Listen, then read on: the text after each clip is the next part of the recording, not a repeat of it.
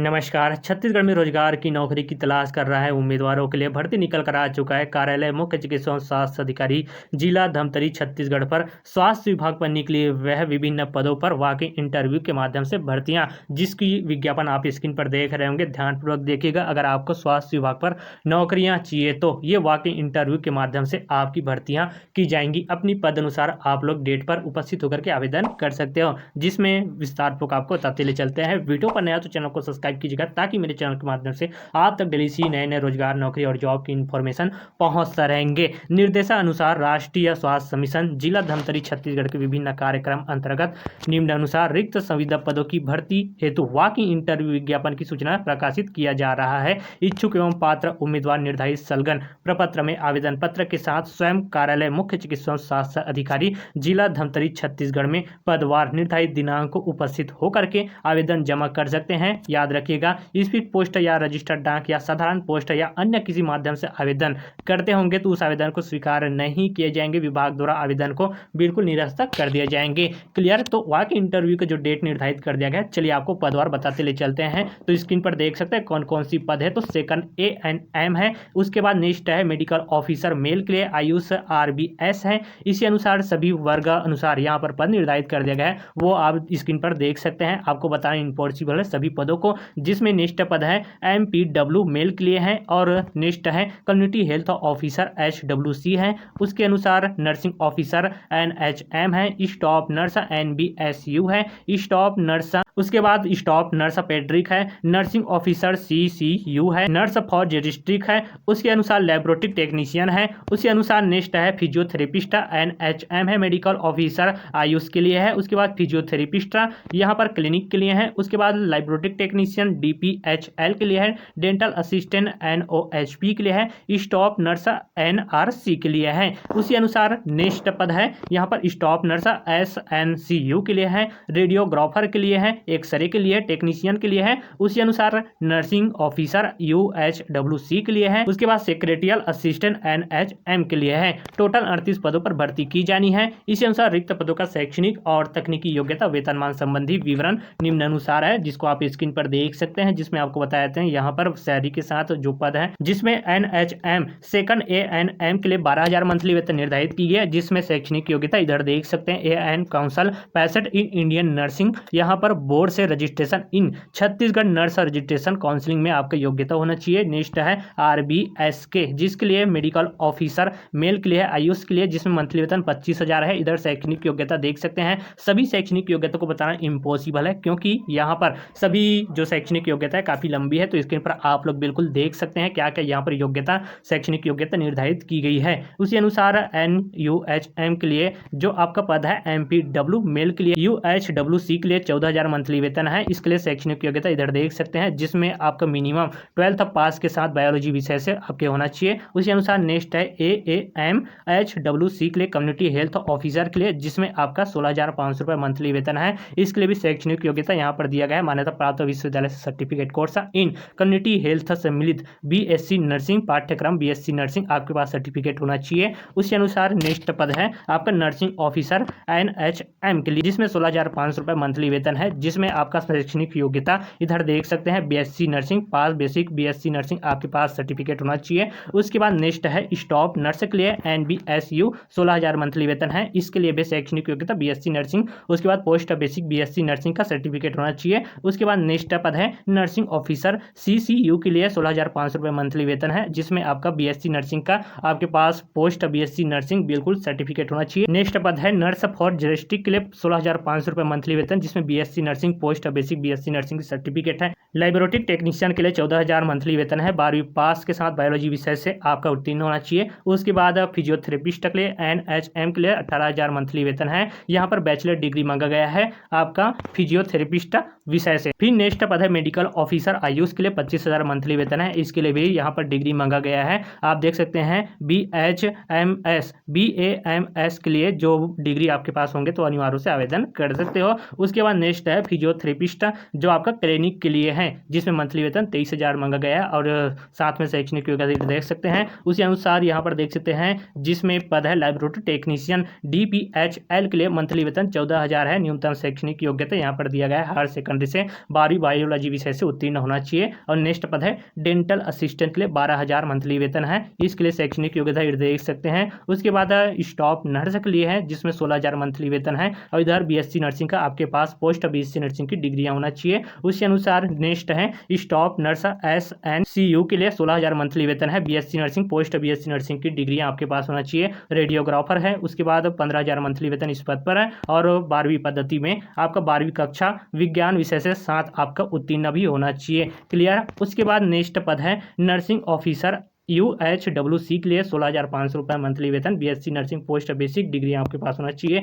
Secretarial assistant NHM के लिए 13,650 रुपये मंथली वेतन है, 12वीं पास उत्तीर्ण आपके पास होना चाहिए। और आपके पास 1 ईयर का बिल्कुल 1 वर्ष का diploma degree computer application computer diploma मान्यता प्राप्त संस्था से मंडल से विश्वविद्यालय से होनी चाहिए। क्लियर। शैक्षणिक योग्यता। चलिए अब आपको बताते हैं कौन कौन सी डेट पर आपको आवेदन करना पड़ेंगे, तो आपको ध्यानपूर्वक देखनी होगी। वॉक इन इंटरव्यू का दिशा और निर्देश दिया गया है, तो यहाँ पर ध्यान से समझिएगा। पद क्रमांक 1, 2 और 3 और 12 इसके लिए जो डेट निर्धारित कर दिया गया, वॉक इन इंटरव्यू का जो दिनांक है 31 अगस्त 2026, जिसमें प्रातः 9 बजे से आपका 11 बजे तक यहाँ पर सलगन आवेदन पत्र में भरी गई पूर्ण जानकारी के साथ आपको अभ्यर्थी का पंजीयन करवाना पड़ेंगे। उसके बाद शाम 5 बजे यहाँ पर पात्र अपात्र सूची का प्रकाशन किया जाएंगे। उसके बाद यहाँ पर शाम 5 बजे से आपका 5:30 बजे तक बिल्कुल दावा आपत्ति हेतु आवेदन प्रस्तुत किया जाएंगे। उसके बाद नेक्स्ट है आपका दिनांक, जो डेट निर्धारित कर दिए गए 1 सितंबर 2026 को, जिसमें प्रातः 10 बजे दावा आपत्ति निराकरण उपरांत अंतिम पात्र अपात्र सूची प्रकाशन साक्षात्कार लिखित परीक्षा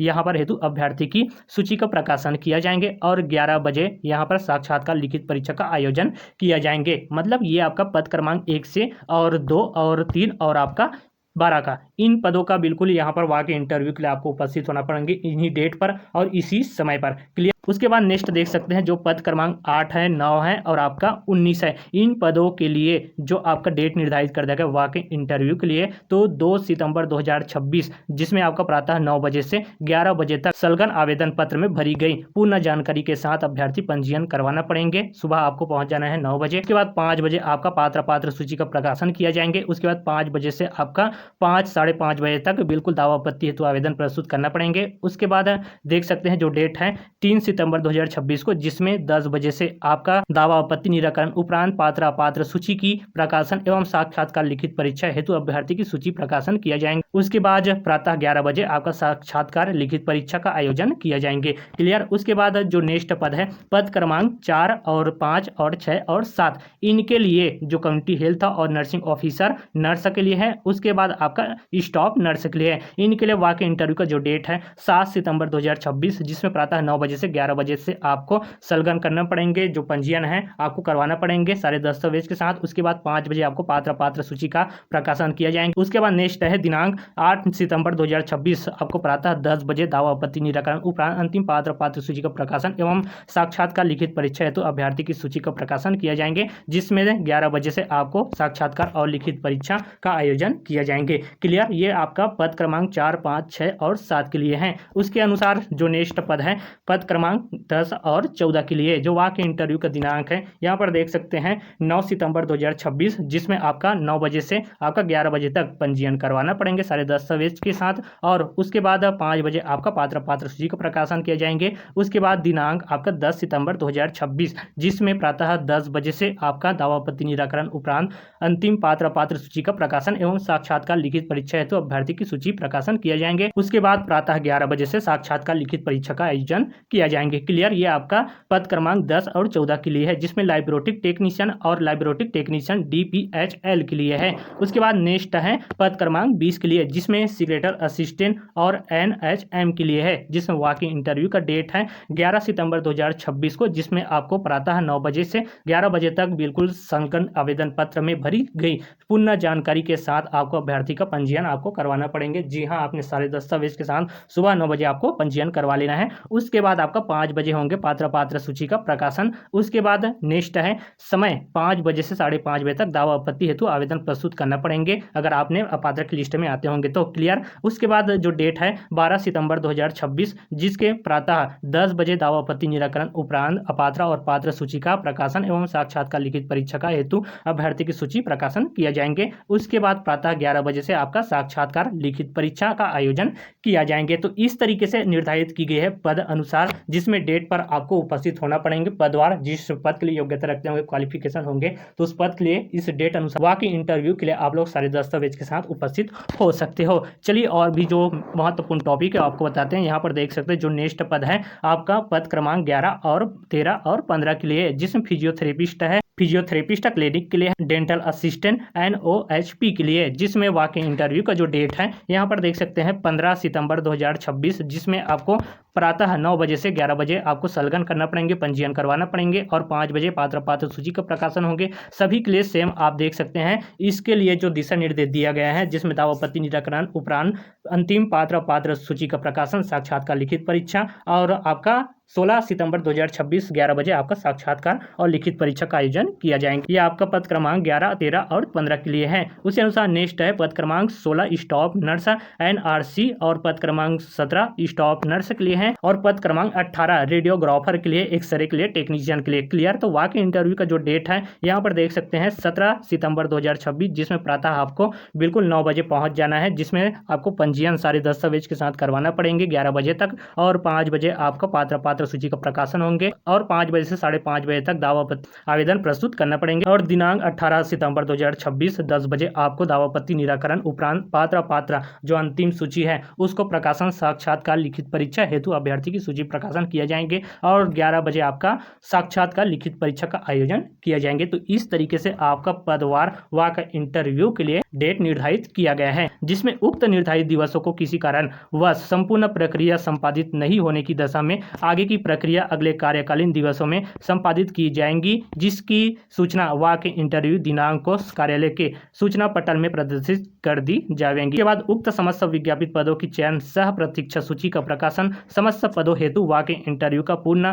होने उपरांत जिले की वेबसाइट एवं कार्यालय के सूचना पटल में प्रकाशित किया जाएंगे। ये क्लियर। उसके बाद इसकी आवश्यक दिशा निर्देश स्क्रीन पर देख सकते हैं। जो योग्य अभ्यर्थी अपना एक से अधिक आवेदन करना चाहते हैं पदों पर, तो अलग अलग आवेदन कर सकते हैं अलग अलग पदों के लिए। जी हाँ, स्क्रीन पर देख सकते हैं, जिसमें एक से अधिक पदों में भर्ती के इच्छुक उम्मीदवार को प्रत्येक पद के लिए बिल्कुल अलग अलग आवेदन जमा करने होंगे। ये क्लियर। विज्ञापित में विज्ञापित पद अनुरूप निर्धारित अर्हता ही पद के विरुद्ध आवेदन प्रस्तुत करनी पड़ेंगी, जिसमें इसके लिए आयु सीमा निर्धारित किया गया है। तो स्क्रीन पर देख सकते हैं। तो सबसे पहले ये बता देता हूँ, जिला रोजगार कार्यालय का जीवित पंजीयन अनिवार्य होंगे। क्लियर। और आवेदक को छत्तीसगढ़ का निवासी होना भी अनिवार्य होंगे और निवास प्रमाण पत्र सक्षम अधिकारी द्वारा जारी प्रमाण पत्र संलग्न भी करना पड़ेंगे। क्लियर। तो आयु सीमा निर्धारित कर दी गई है। तो उक्त पदों के लिए आयु 1 जनवरी 2026 को 18 वर्ष से कम एवं अधिकतम 70 वर्ष ये चिकित्सकीय पद के लिए है और 64 वर्ष ये प्रबंधकीय पद के लिए अधिक बिल्कुल नहीं होना चाहिए। क्लियर। उसके बाद अनुसूचित जाति, अनुसूचित जनजाति, अन्य पिछड़ा वर्ग श्रेणी के अभ्यर्थी को सक्षम प्राधिकारी से